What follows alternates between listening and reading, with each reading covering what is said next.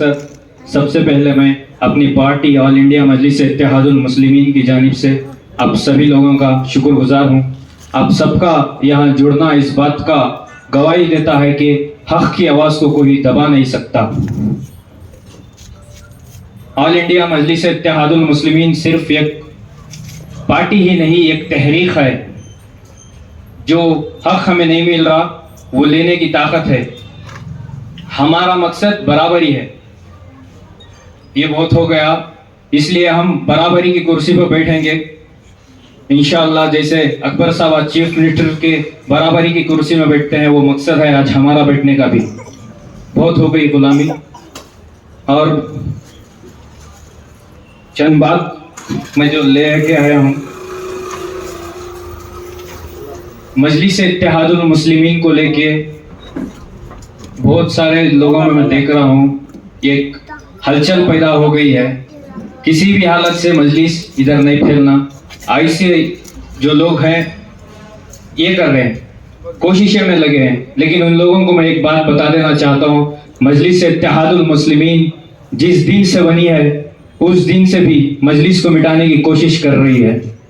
मजलिस को मिटाने की कोशिश कर रहे हैं, गैर तो गैर हैं, अपने भी मजलिस को मिटाने की कोशिश कर रहे हैं। लेकिन दीवाने हैं, इनको क्या पता मजलिस इत्तेहादुल मुस्लिमीन के लीडर्स पर गोलियां चलाए, लेकिन मजलिस ख़त्म नहीं हुई।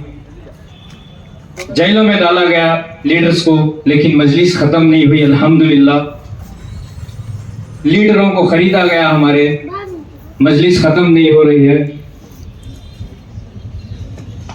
इसलिए एक शेर में लाया हूँ, जो मजलिस ख़त्म नहीं हो रही है लेकिन लोगों की लगी हुई है मजलिस को ख़त्म करने के लिए।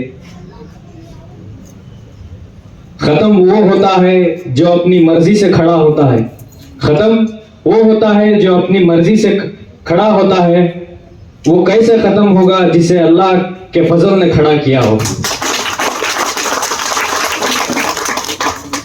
इस बात की गवाही है मैं दे सकता हूँ, पार्लियामेंट के स्पीकर ने जब असदुद्दीन ओवैसी साहब को बोला आपके पक्ष में कोई नहीं है, तो सब लोग हंसने लगे असदुद्दीन ओवैसी साहब को देख के। लेकिन बैरिस्टर असदुद्दीन ओवैसी साहब, मैं सदके जाऊं मेरे सदर के, लेकिन उनका जवाब एक ही अल्फाज में सबकी बोलती और हंसी बंद कर दिया। क्या कहा था मेरे सदर ने? जरूरत नहीं है साहब, मेरे साथ मेरा अल्लाह है, हमारे साथ अल्लाह है, अल्लाह ने हमें खड़ा किया है।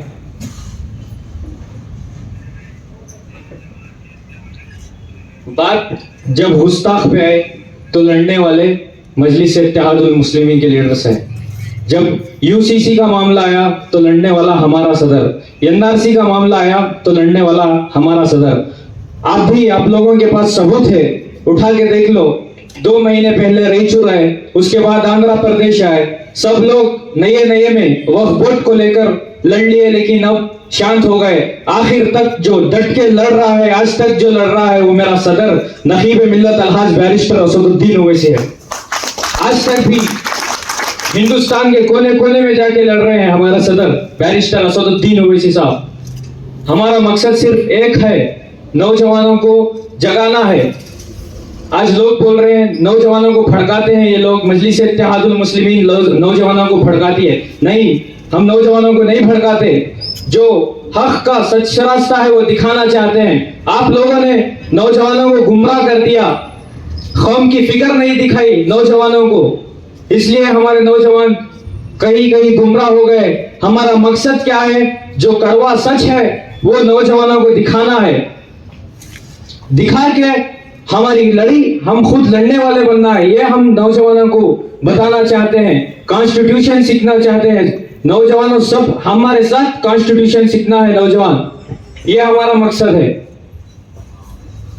और मजलिस इत्तेहादुल मुस्लिमीन,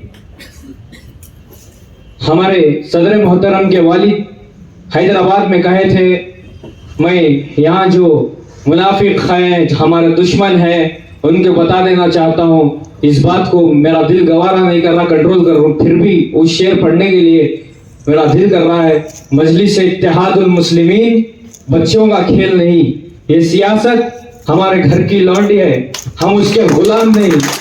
इंशाअल्लाह आज सिर्फ हम दीवानों को देख रहे हैं मजलिस इत्तेहादुल मुस्लिमीन में। ये मेरा दावा करके जा रहा हूँ, हवेली मोहल्ले में कोलार डिस्ट्रिक्ट के हर बच्चे की जुबान पर सिर्फ पतंग का नाम होगा, असदुद्दीन ओवैसी के नारे होंगे इंशाअल्लाह ताला। ये करके दिखाएंगे हम सुम्मा इंशाअल्लाह।